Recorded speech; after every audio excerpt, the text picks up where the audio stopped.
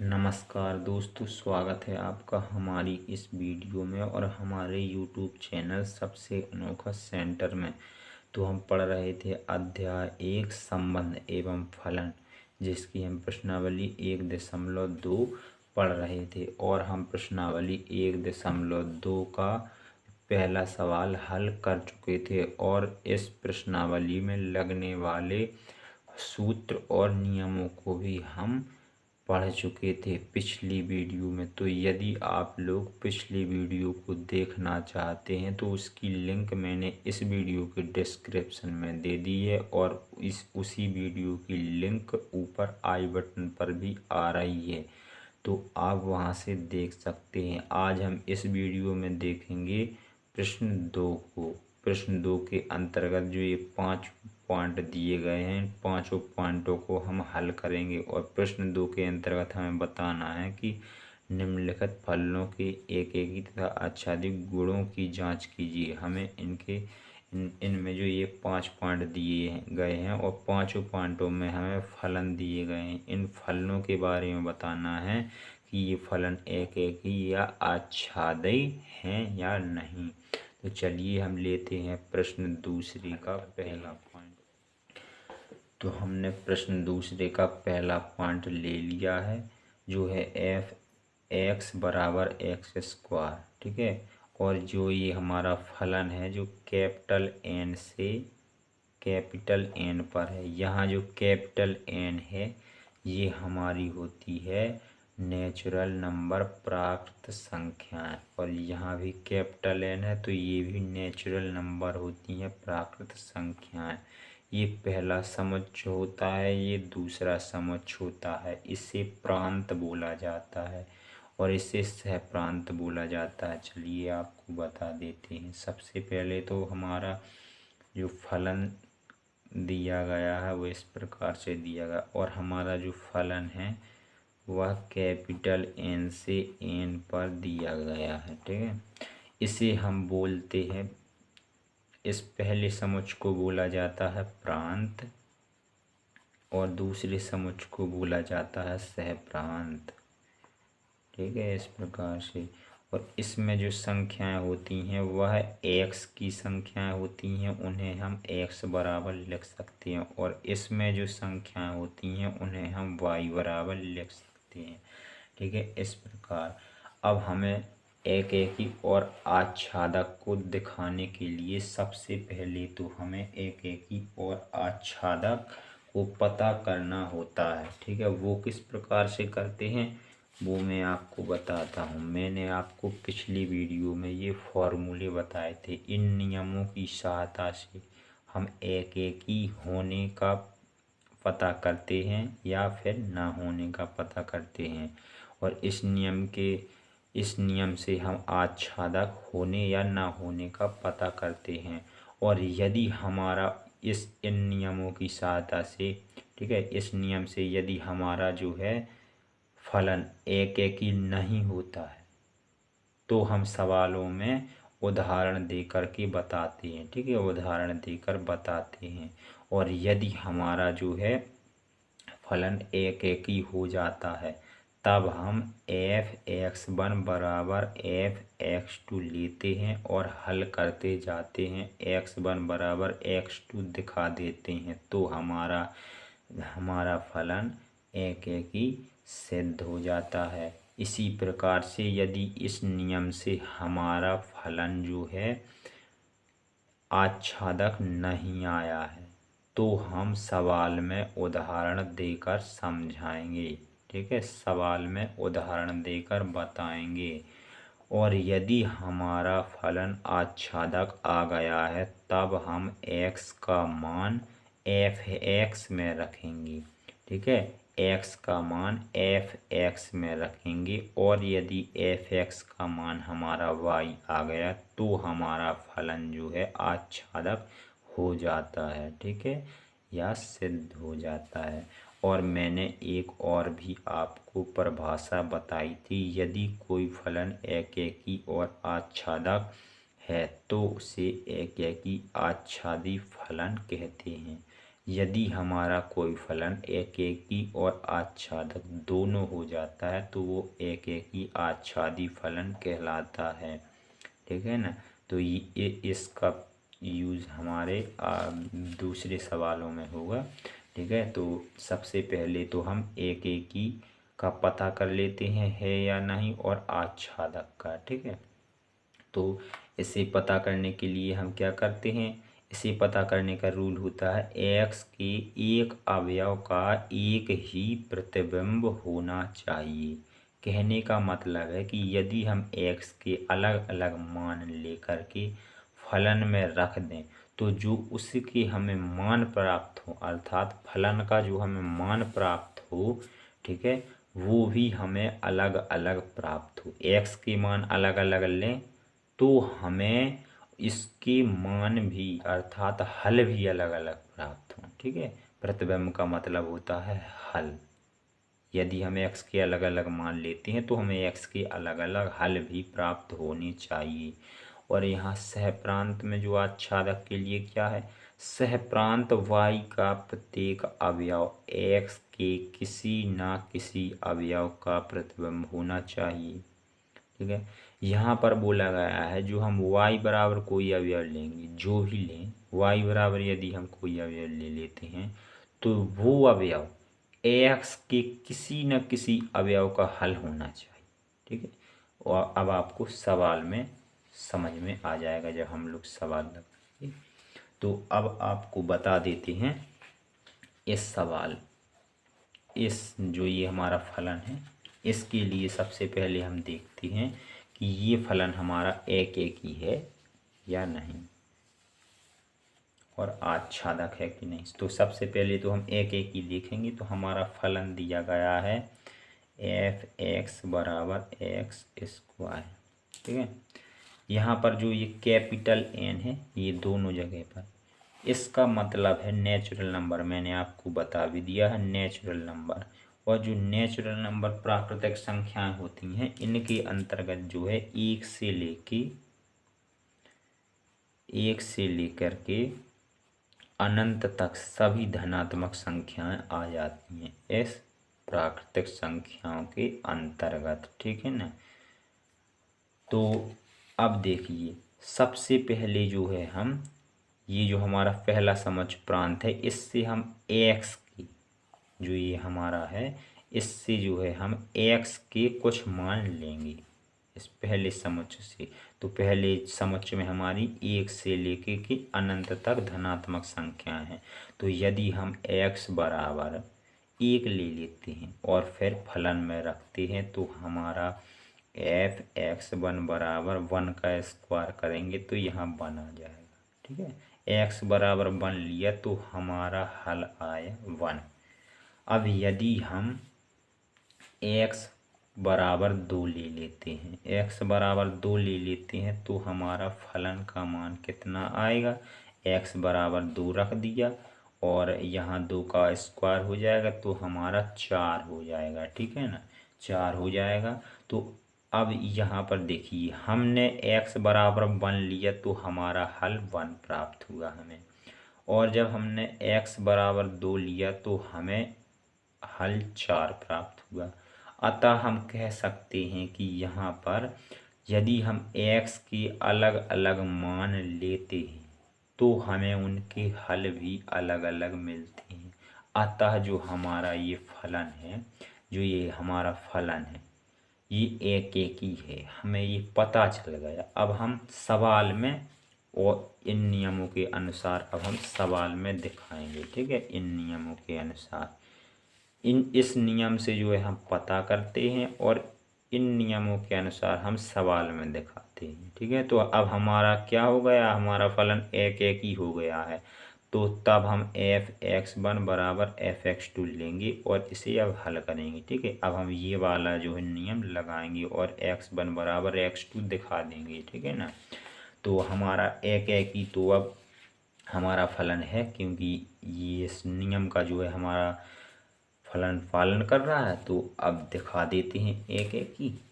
तो अब एकेकी यहाँ पर लिख देंगे, फिर उसके बाद में आच्छादक को भी पता करेंगे और उसे दिखाएंगे। ठीक है, तो इसे दिखाने के लिए हमें लेना पड़ेगा f(x1) बराबर f(x2).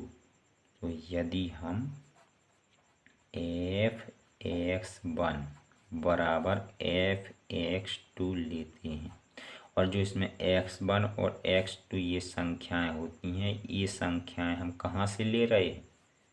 ठीक है, ये संख्याएं हम ले रहे हैं पहले समुच्चय से। ठीक है ना, क्योंकि हम एक एक ही सिद्ध कर रहे हैं। ठीक है, क्योंकि हम ये पहली समुच्चय से ले रहे हैं, क्योंकि ये x की संख्या है। x की संख्या कहाँ से ली जाती है? पहले समुच्चय से। तो हम लिख देंगे बिलोंग करती है n से, वो भी कहाँ? प्रांत से। ठीक है, इस पे यहाँ लिख देंगे। अब देखिए आगे, अब हमें f(x1) और f(x2) का मान रखना होगा और फिर इसे हल करना होगा। तो हमारे पास f(x1) और f(x2) का मान तो नहीं है, तो हमें इसका मान निकालना पड़ेगा। तो देखिए हमारा फलन दिया गया है f(x) बराबर x स्क्वायर, इस प्रकार से। अब यदि हम x की जगह x1 कर दें, ठीक है, यदि हम x की जगह पर x1 कर दें तो यहाँ भी x की जगह पर x1 हो जाएगा। ठीक है, और बाकी वैसा ही रहेगा। तो हमारा f(x1) का मान निकल आया। इसी प्रकार से, ठीक है, इसी प्रकार से हमें f(x2) का मान निकालना है। तो यदि हम इस x की जगह पर x2 कर दें, ठीक है, x2 कर दें तो यहाँ पर हमारा 2 हो जाएगा, x2 का होल स्क्वायर हो जाएगा। तो हमारा f(x1) और f(x2) का मान निकल आया है। अब देखिए आप लोग, अब हमें f(x1) का मान यहाँ रखना है और f(x2) का मान यहाँ। तो हमारा कितना आ जाएगा? f(x1) का मान है x1 का होल स्क्वायर और बराबर f(x2) का मान है x2 का होल स्क्वायर। अब देखिए, अब यदि हम दोनों पक्षों का वर्गमूल ले लें तो हमारा ये स्क्वायर ख़त्म हो जाएगा। तो यहाँ पर वर्गमूल ले लेंगे, तो हम लिख देंगे दोनों पक्षों का वर्गमूल लेने पर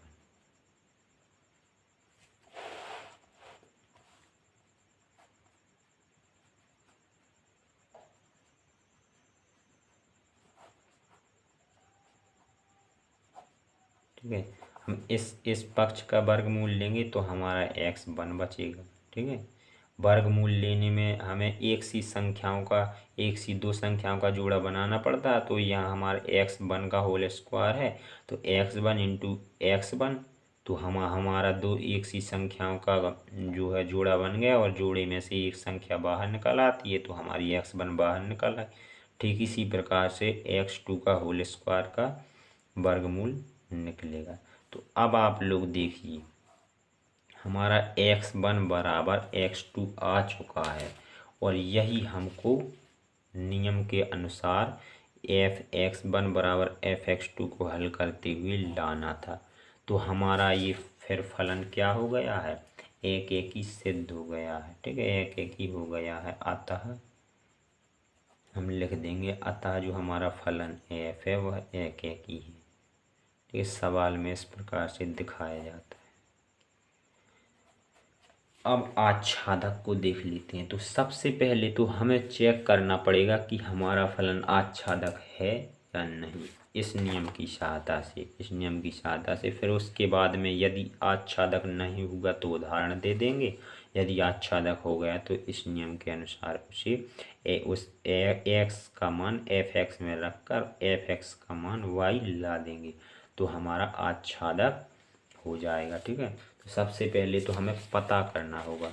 तो पता करने के लिए देखिए, हम यदि अब इस सहप्रांत से हम यदि y का कोई मान ले लें, सहप्रांत हमारा कैपिटल N है और कैपिटल N में भी देखो यहाँ पर सहप्रांत हमारा कैपिटल N है और यहाँ कैपिटल N में भी यही संख्या आती है, यहाँ पर भी यही संख्या आएंगी, यहाँ पर भी, क्योंकि कैपिटल N दोनों जगह पर और कैपिटल N में ये संख्याएं आती हैं। ठीक है ना, तो यदि हम y बराबर यदि हम y बराबर 2 ले लेते हैं, चलिए 2 ले लेते हैं, ठीक है, 2 ले लेते हैं, यदि हम y बराबर, तो ये x के किस अवयव का हल है, ठीक है, ये किस अवयव का हल है हमें ये दिखाना है, ये हमें पता करना होगा, ठीक है, तभी तो हमारा फलन आच्छादक होगा, ठीक है। तो हमारा जो फलन है वह f(x) बराबर x स्क्वायर है।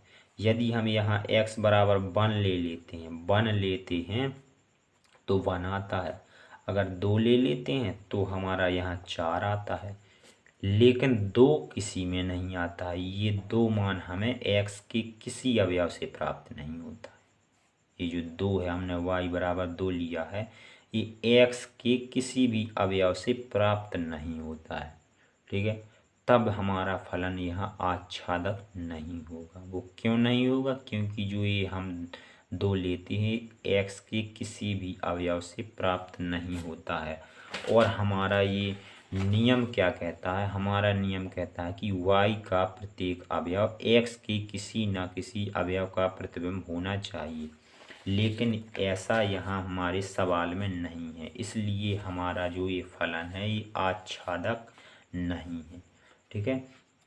तो अब हमें पता चल गया कि ये जो हमारा फलन है ये आच्छादक नहीं है। तो जब हमारा फलन आच्छादक नहीं है तो हम सवाल में किस प्रकार से दिखाएंगे? उदाहरण के माध्यम से दिखा देंगे, ठीक है। तो चलिए अब दिखाते हैं आच्छादक। आच्छादक हमको दिखाना है, तो हम क्या लिखेंगे? हम लिखेंगे यहाँ पर चूंकि यहाँ जो है, यहाँ हम 2 लेते हैं, 2 लेते हैं कैपिटल N से, सहप्रांत से, अर्थात हम 2 जो लेते हैं वह y में बिलोंग करता है, अर्थात y का मान 2 लेते हैं तो ये बिलोंग करता है यहाँ पर, चूंकि यहाँ पर 2 जो है n में बिलोंग करता है, अर्थात 2 लेते हैं y का मान, ठीक है। तो ये सहप्रांत में है 2 और y का मान हम 2 लेते हैं, लेकिन ठीक है, लेकिन यह x के किसी अवयव का, लेकिन यह x के किसी अवयव का प्रतिबिंब नहीं है, ऐसा लिख देंगे, किसी अवयव का प्रतिबिंब नहीं है, ठीक है। अतः जो हमारा फलन है, अतः हमारा फलन f है वह आच्छादक नहीं है। ये इस प्रकार से दिखाएंगे हम उदाहरण के माध्यम से, ठीक है। अब हमारा पहला पॉइंट हल हो चुका है। अब लेते हैं हम अपना दूसरा पॉइंट। तो हमें दूसरे पॉइंट में भी एक फलन दिया गया है और फलन z से z पर है, ठीक है। तो अब इसे भी देख लेते हैं। तो हमें फलन दिया गया है f(x) बराबर x स्क्वायर, और जो ये फलन है ये z से z पर है।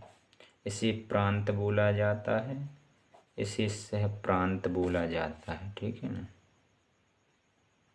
सहप्रांत। इससे इस पहले जो प्रांत से जो है हम पहले समुच्चय को प्रांत बोलते हैं, और इससे हम x के मान लेते हैं, इससे y के मान लेते हैं। तो अब हम सबसे पहले एक एक को देखेंगे, सबसे पहले एक एक को देखेंगे।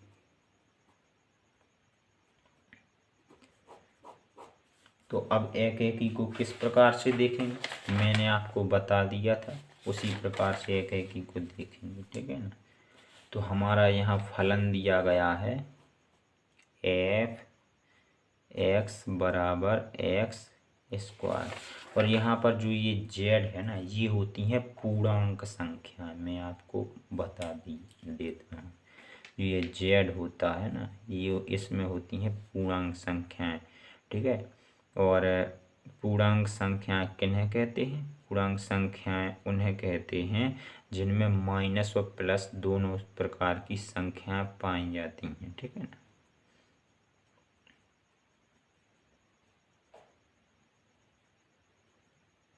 देखिए, इसमें माइनस की संख्याएं भी हैं और प्लस की संख्याएं भी हैं, इन्हीं को कहते हैं पूर्णांक संख्याएं, ठीक है। अब हम पता करेंगे कि हमारा जो ये फलन है ये एक एक ही है या नहीं, केवल पता करना है सवाल में। फिर हमको जो हमने दो नियम बताए थे उन्हीं नियमों की सहायता से सवाल में हमको दिखाना पड़ेगा, ठीक है। तो हमारा फलन दिया गया है एफ एक्स बराबर एक्स स्क्वायर, ठीक है। यदि हम x का मान, हमारा यहाँ पर x का मान इससे z से लेंगे कैपिटल Z, और कैपिटल Z में हमारी माइनस प्लस सभी संख्याएं होती हैं। यदि हम x का मान 1 ले लें, ठीक है, यदि हम x बराबर 1 ले लें और इसमें रखें तो हमें कितना प्राप्त होगा? x बराबर 1 रखेंगे और 1 का स्क्वायर बना हो जाएगा। यदि हमने x बराबर 1 लिया तो हमें इसका हल प्राप्त हुआ 1। अगर हम x बराबर -1 ले लें, क्योंकि इसमें तो माइनस और प्लस दोनों प्रकार की संख्याएं होती हैं, तो यदि हम x बराबर -1 ले लेते हैं तो हमें फलन का मान क्या प्राप्त होता है? यहाँ -1 का जो स्क्वायर है वह भी 1 होगा। तो यहाँ पर देखिए, यदि हमने x का मान 1 लिया तो हमें हल 1 प्राप्त हुआ, एक प्राप्त हुआ ना, ठीक है। यदि हमने x का मान -1 लिया तब भी हमें 1 प्राप्त हुआ। और हमें, हमारा नियम होता है कि हम यदि x के अलग अलग मान लें तो हमें इनके जो हल हैं वह अलग अलग मिलने चाहिए, लेकिन यहाँ हमारे हल एक से आ रहे हैं, अतः ये हमारा फलन एक एक ही नहीं होगा, ठीक है। जब हमारा फलन एक एक ही नहीं होगा, हमें पता चल गया है, तो हम सवाल में किस प्रकार से बताएंगे? तो वह हम उदाहरण के माध्यम से बताएंगे। यदि हमारा फलन एक एक ही नहीं है तो हमें पता चल गया कि हमारा फलन एक एक ही नहीं है, तो फिर हम इसमें जो है उदाहरण के माध्यम से बताएंगे। वो किस प्रकार से बताएंगे? हम यहाँ पर बताएंगे, उदाहरण इस प्रकार से देंगे, यहाँ जो है 1 और -1, ठीक है, 1 और -1 बिलोंग करते हैं z से, और यदि हम 1 पर फलन का मान निकालते हैं तो 1 निकलता है, और यदि -1 पर फलन का मान निकालते हैं तो हमें 1 प्राप्त होता है, ठीक है। यहाँ पर आप करना चाहें तो इस प्रकार से भी कर सकते हैं। अब 1 प्राप्त हो गया, और यहाँ -1 का होल स्क्वायर करेंगे तो यहाँ 1 प्राप्त हुए, इस प्रकार से, ठीक है। लेकिन, ठीक है, हमें इनके हल तो एक से प्राप्त हो जाते हैं, ठीक है, लेकिन हमें पता है, कि एक बराबर नहीं है -1 के, ठीक है। ये दोनों हमने अलग अलग लिए हैं, हम ऐसा बता रहे हैं, हमने 1 और -1 ये हमारे अलग अलग हैं, बराबर नहीं है, फिर भी जो इनके हल हैं वो बराबर आ रहे हैं, अतः हम लिख देंगे हमारा जो फलन है, अतः हमारा फलन जो एफ है वह एक एक ही नहीं है, ठीक है, इस प्रकार से। तो हमारा फलन एक एक ही नहीं है, ऐसा तो हमने दिखा दिया। अब बात आती है आच्छादक की, तो हम आच्छादक को भी देख लेते हैं, ठीक है। तो अब आच्छादक दिखाने के लिए सबसे पहले हमें आच्छादक पता करना होता है, ठीक है। तो इसे पता करने के लिए हमें इस सहप्रांत से, जो हमारा ये सहप्रांत है, सहप्रांत कैपिटल Z, और कैपिटल Z में भी यही संख्याएं आएंगी, जो सहप्रांत में भी हमारी यही संख्याएं आएंगी, क्योंकि Z है कैपिटल Z, तो यही संख्याएं इसमें आएंगी। तो इससे हम कोई संख्या ले लेंगे y बराबर, ठीक है, y बराबर कोई संख्या इसमें से ले लेंगे, क्योंकि जो इसमें संख्याएं होती हैं उन्हें हम y बराबर लेते हैं, तो इसमें से कोई संख्या ले लेंगे, ठीक है। तो अब देखिए, यदि हम इसमें से y बराबर 2 ले लेते हैं, ठीक है, 2 ही ले लेते हैं हम। आपको सरल सा कोई उदाहरण बता कर के समझाते हैं, आप कोई भी और उदाहरण ले सकते हैं। तो यदि यह हमारा जो है फलन पहले लिख लेते हैं, हमारा एफ एक्स स्क्वायर है, एफ एक्स बराबर एक्स स्क्वायर, ठीक है। तो यदि हम वाई बराबर यहाँ पर वाई बराबर 2 ले लेते हैं, तो ये जो हमने y बराबर 2 लिए, ये x के किस मान से हमें प्राप्त हो जाएगा, x के किस अवयव से प्राप्त हो जाएगा। यदि हम x बराबर 1 लेते हैं, ठीक है, यदि हम x बराबर 1 लेते हैं तो हमें 1 मिलता है। यदि 2 लेते हैं तो हमें 4 मिलता है, क्योंकि 2 का स्क्वायर करेंगे तो हमें यहाँ 4 मिलेगा। लेकिन हमें यहाँ पर 2 किसी भी अवयव से नहीं मिलता है, x के किसी भी अवयव से हमें 2 हल प्राप्त नहीं होता है, ठीक है। तो यहाँ पर जो हमारा फलन है वह आच्छादक नहीं होगा, ऐसा हमें पता चल गया। तो जब हमारा फलन आच्छादक नहीं है तो तब हम उदाहरण दे करके समझाते हैं, ठीक है।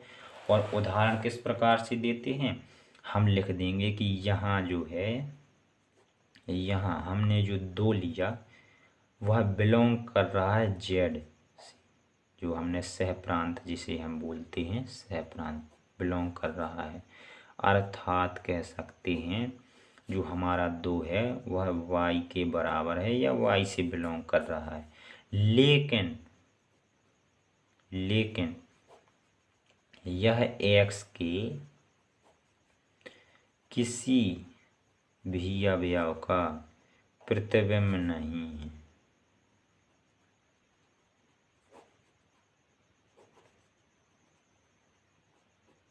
ऐसा लिख देंगे, क्योंकि जब ये सह प्रांत में बिलोंग कर रहा है, ठीक है, आज जिसे हम कह सकते हैं वाई में बिलोंग कर रहा है, तो फिर इसे एक्स के किसी न किसी अवयव का प्रतिबिंब होना चाहिए। लेकिन यह प्रतिबिंब नहीं है एक्स के किसी भी अवयव का, ठीक है। तो अतः हम लिख देंगे, अतः जो हमारा फलन है एफ जो है वह आच्छादक फिर नहीं है, ठीक है। इस प्रकार से हमने इसे दिखा दिया, ठीक है। तो हमारा दूसरा पॉइंट भी कंप्लीट हो गया। अब देखते हैं तीसरा। तो हमारे तीसरे पॉइंट में भी एक फलन दिया गया है और यहाँ पर जो ये फलन है कैपिटल आर से आर पर है। यहाँ जो कैपिटल आर है ये रियल नंबर वास्तविक संख्याएं हैं। तो चलिए अब इस पॉइंट को भी हम लोग देख लेते हैं।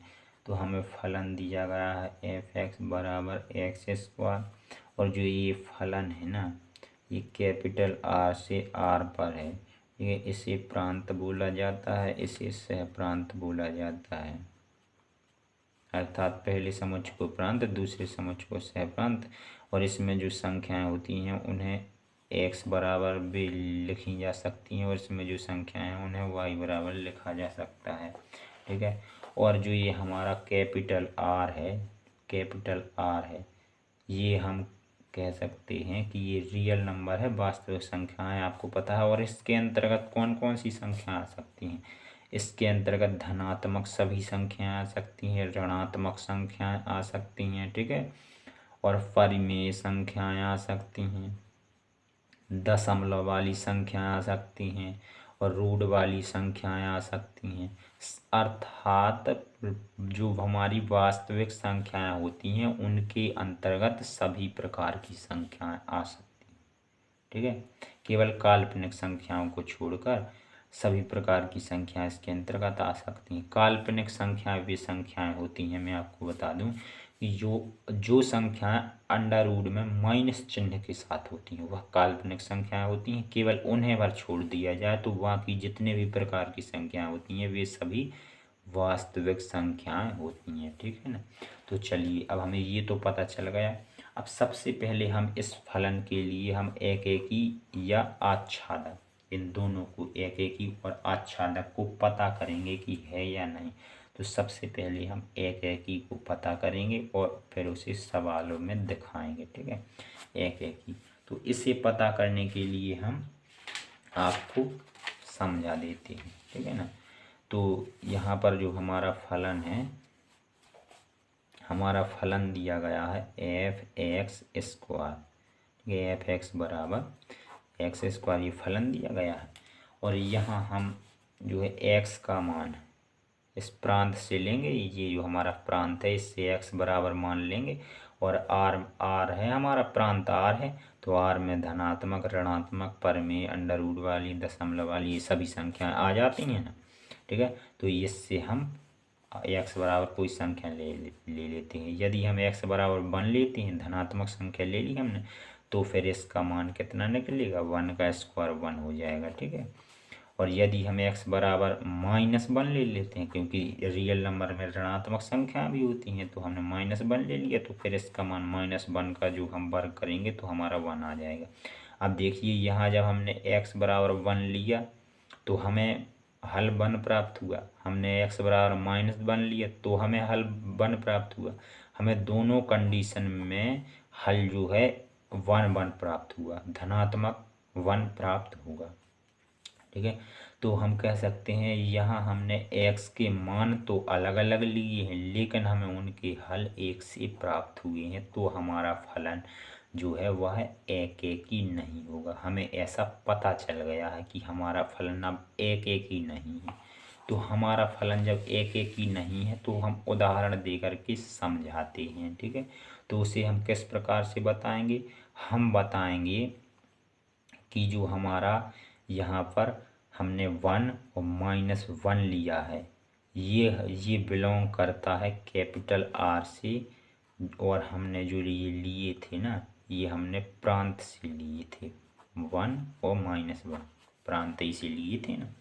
तो अब हम बता देंगे, हमने 1 पर जब हमने फलन का मान निकाला तो हमें 1 प्राप्त हुआ, और हमने -1 पर फलन का मान निकाला तब भी हमें -1 पर भी फलन का मान 1 प्राप्त हुआ। दोनों कंडीशन में हमें 1 प्राप्त हुआ, लेकिन हम जानते हैं कि जो ये 1 और -1 दोनों बराबर नहीं हैं, हमने अलग अलग लिए हैं, ये बराबर नहीं लिए हैं, ठीक है। फिर भी हमारा दोनों कंडीशन में 1 और -1 रखने पर हमारा एक सा हल प्राप्त हो रहा है। अतः हम लिख देंगे, अतः जो हमारा फलन f है वह एक ही नहीं है, ठीक है, एक ही नहीं है।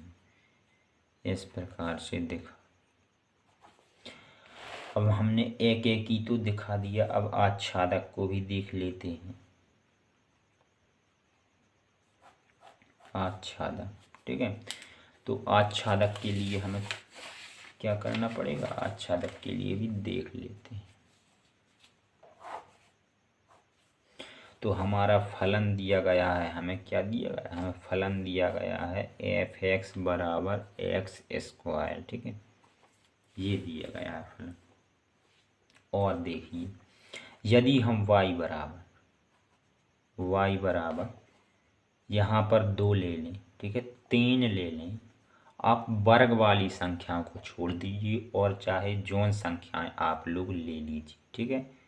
वर्ग वाली संख्या क्या होती हैं, जैसे एक खुद का वर्ग होता है, ठीक है, 4 ये 2 का वर्ग होता है, 9 ये 3 का वर्ग होता है, 16। इन संख्याओं को छोड़कर आप यहाँ किसी भी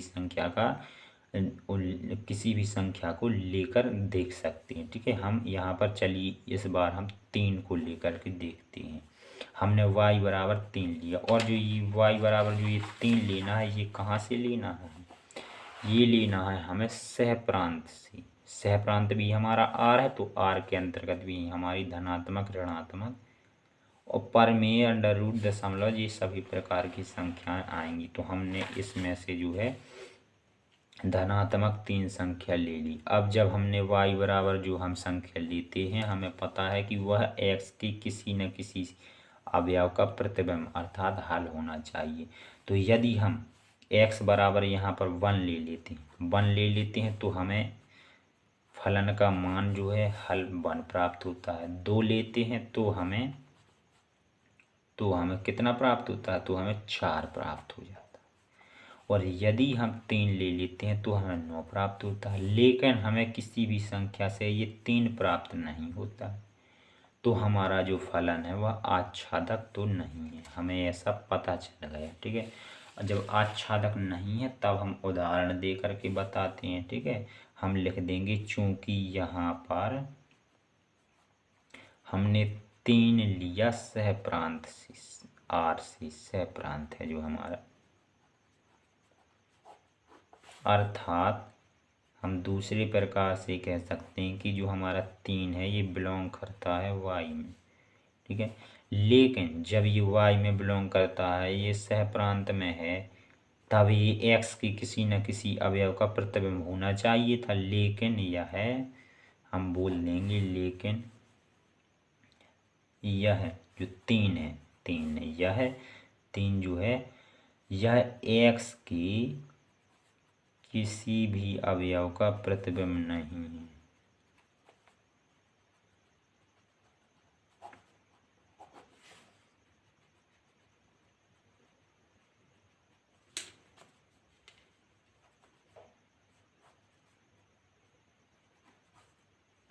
ठीक है, इस प्रकार से लिख देंगे तो हमारा जो है तीसरा पॉइंट भी कंप्लीट हो जाता है। अब देख लेते हैं चौथा। तो हमें चौथे पॉइंट में भी एक एफ एक्स बराबर फलन दिया गया और ये फलन जो है कैपिटल एन से एन पर है। तो चलिए इसे भी देख लेते हैं। तो हमें एफ एक्स बराबर दिया गया है एक्स क्यू। ठीक है, और हमारा जो ये फलन है ये कैपिटल एन से एन पर है। ठीक है, इसे प्रांत बोला जाता है, इसे सह प्रांत, इससे एक्स के मान लिए जाते हैं, इससे वाई के मान लिए जाते हैं, ये मैंने आपको बता दिया है। और ये भी बता दिया है कि कैपिटल जो एन है इसके अंतर्गत हमारी जो है धनात्मक सभी संख्याएं आती हैं। ठीक है, धनात्मक सभी संख्याएं इसके अंतर्गत हमारी आ जाती हैं। ठीक है, तो सबसे पहले हम एक एक ही देखेंगे, एक एक ही को पता करेंगे। ठीक है, तो एक एक ही को पता करने के लिए हम क्या करेंगे, देखिए हमें फलन दिया गया है, यहीं देख लीजिए, एफ एक्स बराबर एक्स क्यू।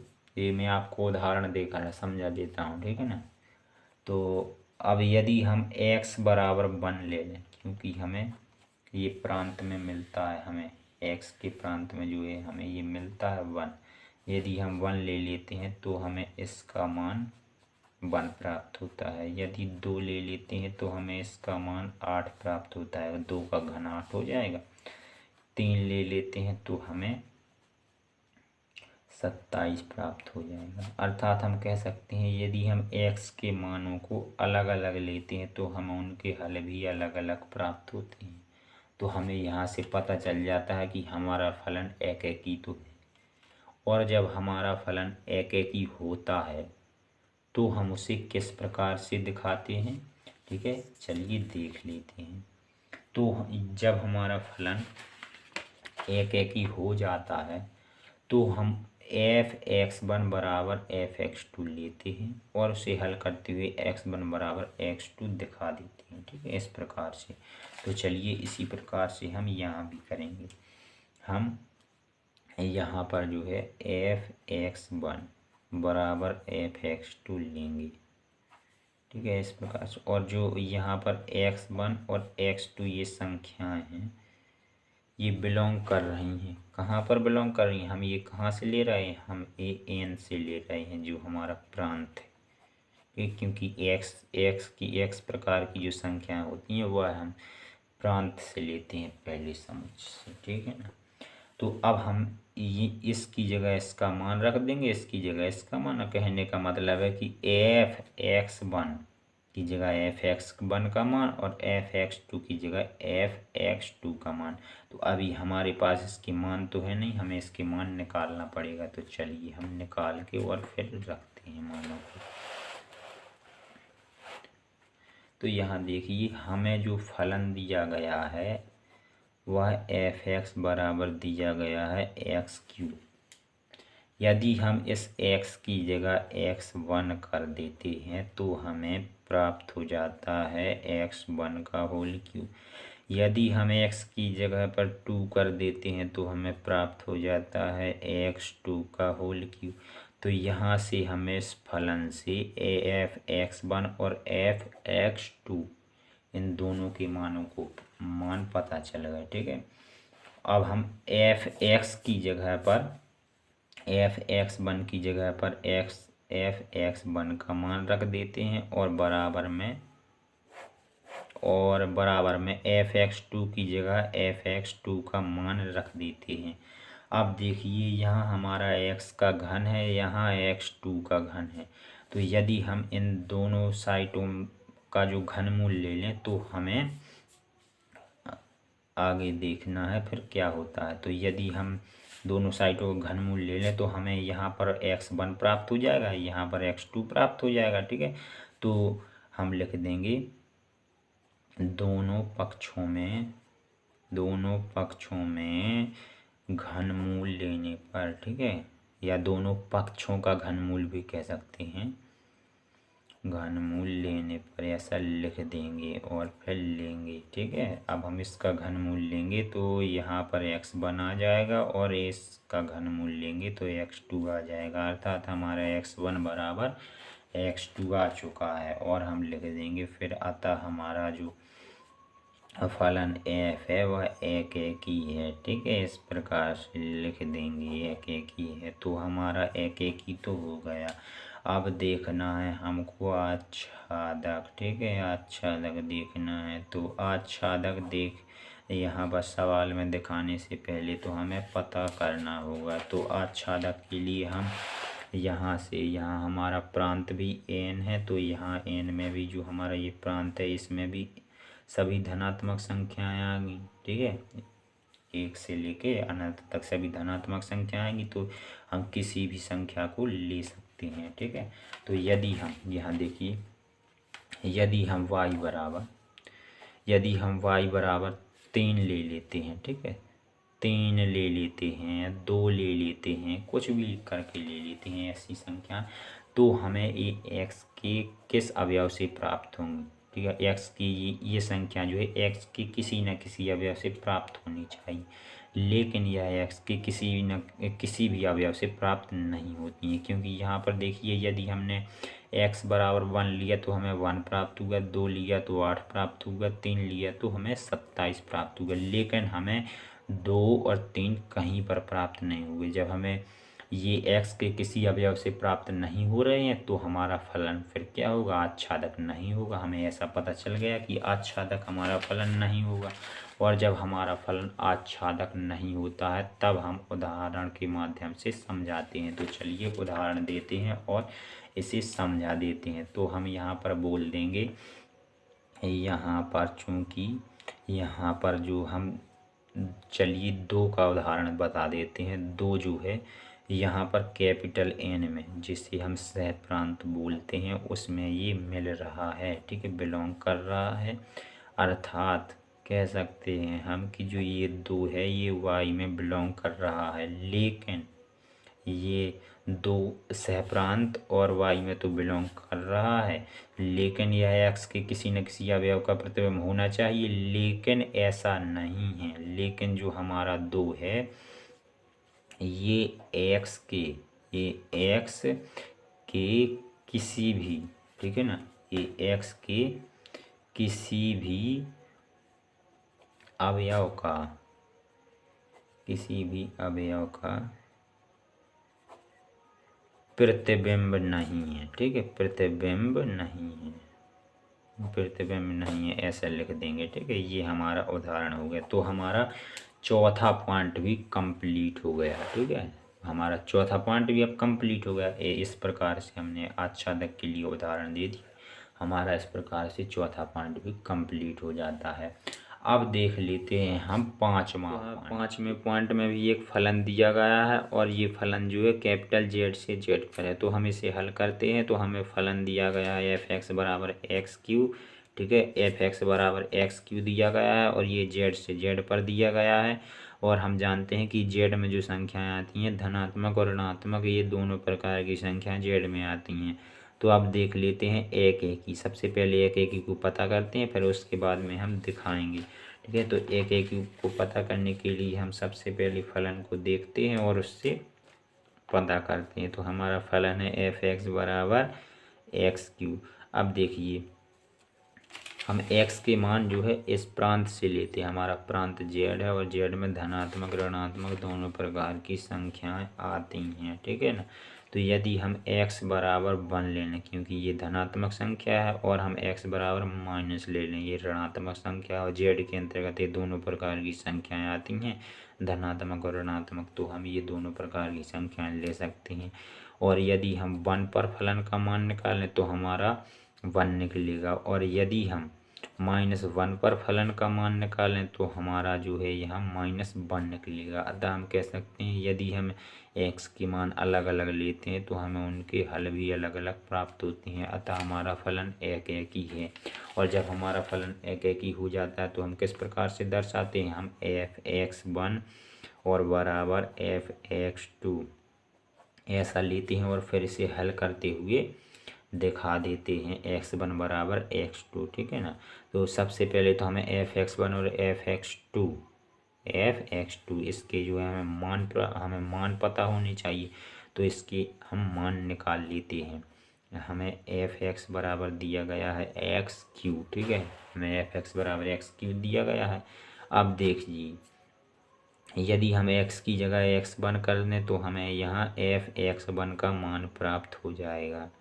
यदि हम यहाँ x की जगह x2 कर दें या फिर x1 की जगह x2 कर दें, कुछ भी आप समझ लीजिए, तो हमें f(x2) का मान प्राप्त हो जाएगा। अब हमें f(x1) f(x2) के मान प्राप्त हो गए। अब हम इसमें रख देंगे f(x1) बराबर f(x2), तो हमें f(x1) की जगह हम रख सकते हैं x1 का होल क्यूब, और f(x2) की जगह पर रख सकते हैं x2 का होल क्यूब। तो चलिए अब रख देते हैं। तो हम लिख सकते हैं f(x1) बराबर f(x2) की जगह लिख सकते हैं x1 का होल क्यूब बराबर x2 का होल क्यूब। और जब हम इसका घनमूल ले लेंगे तो हमें कितना प्राप्त हो जाएगा, हमें प्राप्त हो जाएगा x1 बराबर x2, ठीक है। आप लोग यहाँ पर लिख देना कि घनमूल लेने पर, दोनों पक्षों में घनमूल लेने पर या दोनों पक्षों का घनमूल लेने पर तो हमें x1 बराबर x2 प्राप्त हो जाएगा। और हमारा यह जब इस प्रकार से प्राप्त हो जाता है तो हम अब अतः लिख देते हैं, अतः जो हमारा फलन f है वह एक एक ही है, ठीक है। इस प्रकार से एक एक ही है। तो अब हमने एक एक ही तो दिखा दिया, अब दिखाने की बारी है आच्छादक की, ठीक है, आच्छादक की। तो सबसे पहले तो हमें आच्छादक को पता करना होगा, आच्छादक है या नहीं है। तो हमारा फलन दिया गया है f(x) बराबर x3, ठीक है, इस प्रकार से दिया गया है। तो यदि हम y बराबर 2 ले लें, 3 ले लें, ठीक है, 5 ले लें, 4 ले लें, कुछ भी ले लें, तो ये हमें x के किसी न किसी अवयव से प्राप्त होनी चाहिए, ठीक है ना। तो अब चलिए देख लेते हैं। यदि हम x बराबर 1 लेते हैं तो हमें f(1) रखते हैं, x का मान यदि हम 1 रखते हैं, x बराबर 1 लेकर फलन में रखते हैं तो x बराबर 1 रखेंगे तो हमें 1 प्राप्त होगा। 2 रखेंगे तो हमें 4 प्राप्त होगा। सॉरी, यहाँ पर 4 नहीं आपको लेना है, नहीं ले सकते हैं, कोई प्रॉब्लम नहीं है। यहाँ पर जो x है ये इसका क्यूब है, तो 1 का क्यूब कितना होगा, 1 होगा, 2 का क्यूब 8 होगा, 3 का यदि हम 3 लेते हैं तो हमें यहाँ 27 प्राप्त होगा। यहाँ हमें ये संख्या प्राप्त हो रही है 1 2 3 लेने पर, और भी हम कोई भी संख्या ले लें तो हमें ये संख्या फिर प्राप्त नहीं हो रही हैं, ठीक है ना। हमें x की किसी भी अवयव से ये संख्या प्राप्त नहीं हो रही हैं, चूँकि ये संख्या प्राप्त होनी चाहिए, लेकिन हमारी प्राप्त नहीं हो रही है। तो हमारा फलन फिर क्या हुआ, हमारा फलन आच्छादक नहीं है। जब हमारा फलन आच्छादक नहीं है तो इनमें से हम किसी एक संख्या को लेकर के उसे उदाहरण के माध्यम से सवाल में समझा देंगे। हम समझा देंगे चूँकि यहाँ 2 बिलोंग करता है, ठीक है, यहाँ पर जो 2 है, यहाँ हमारा सह प्रांत क्या है, हमारा सह प्रांत है कैपिटल Z है, ठीक है।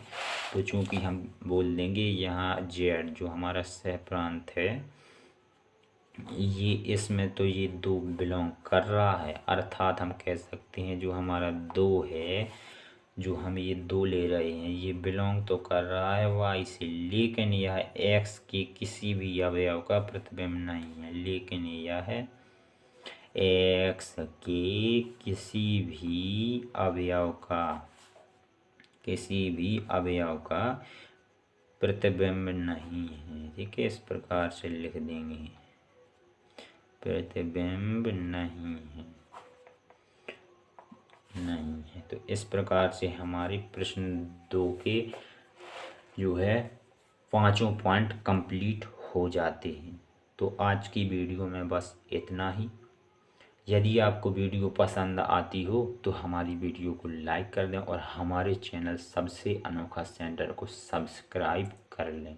ठीक है, तो मिलेंगे अगली वीडियो में, तब तक के लिए धन्यवाद।